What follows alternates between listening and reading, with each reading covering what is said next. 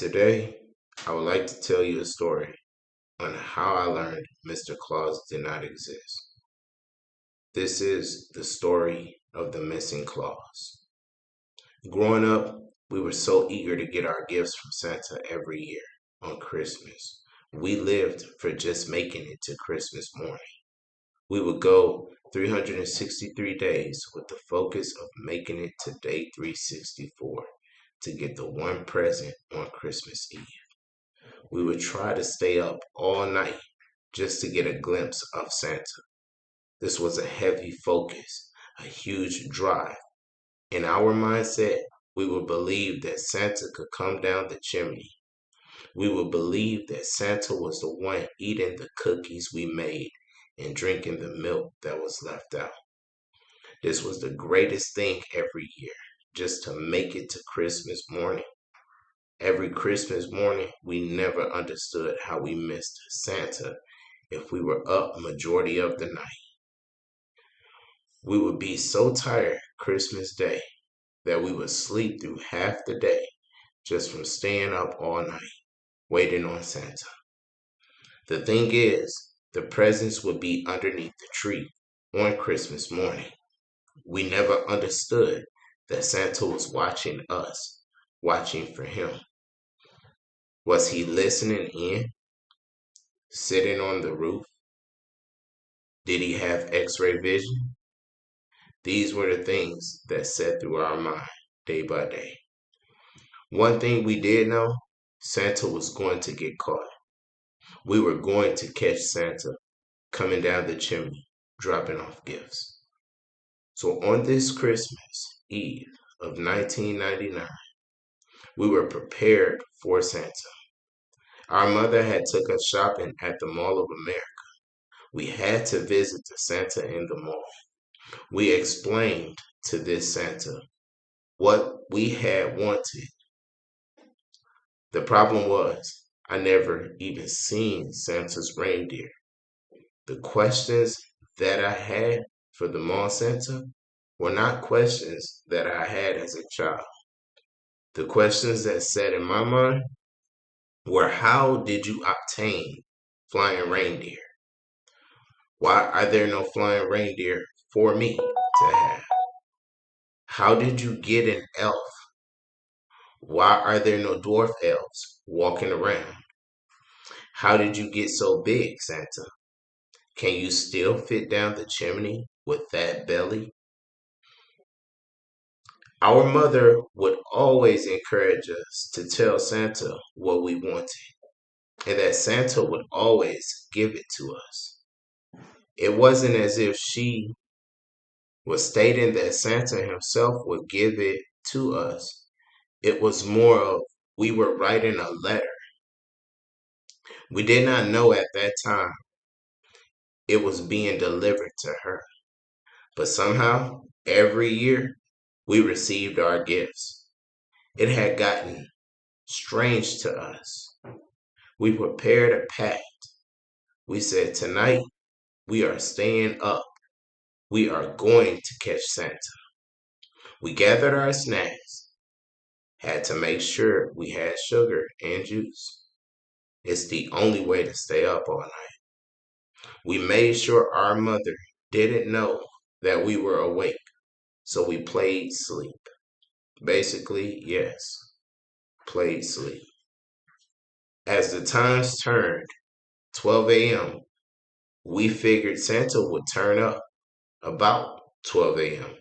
because we were always in bed about 8:30. So we were like, yeah, Santa should be here. That's a 4-hour difference from our normal bedtime. So we stayed there for about 30 more minutes and no Santa. We decided to get up and play with our toys, get some exercise going on in our brains to keep us awake. About 1:45 came. Still no Santa. We said, okay, something's not right. Shouldn't Santa be here? The entire time we were unaware that someone was watching us. So about 3:15 comes around. Still no Santa.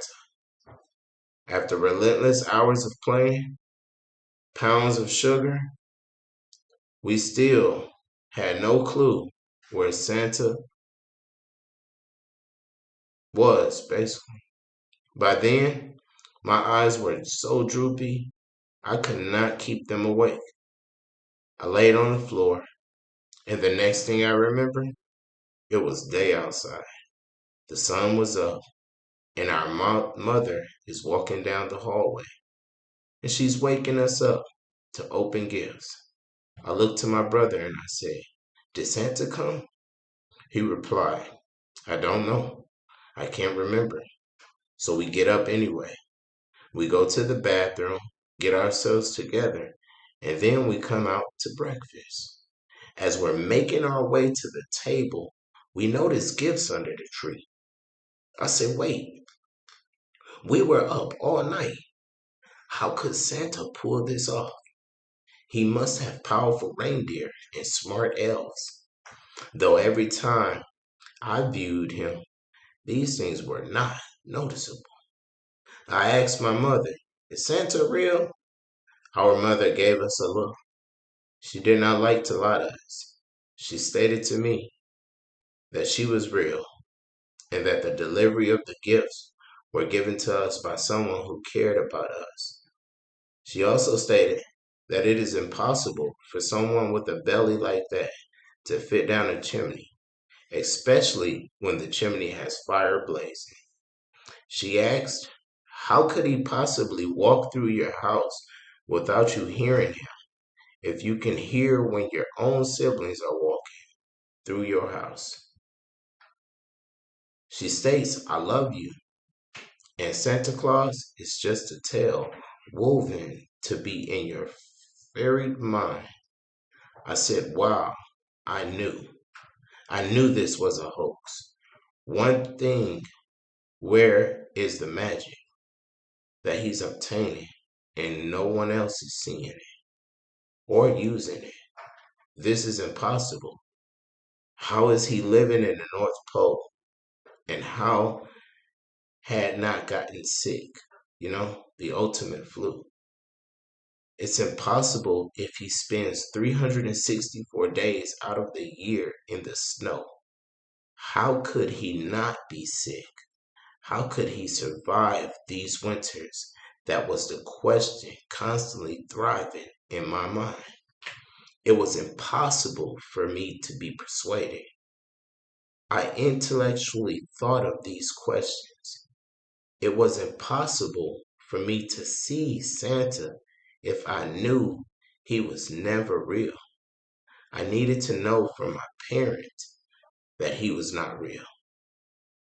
The reason why this story was chosen, we stayed up all night.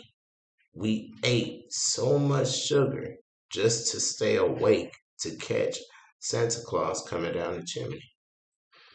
The only reason why we never saw the gifts being placed is because our mother got up at 6 a.m.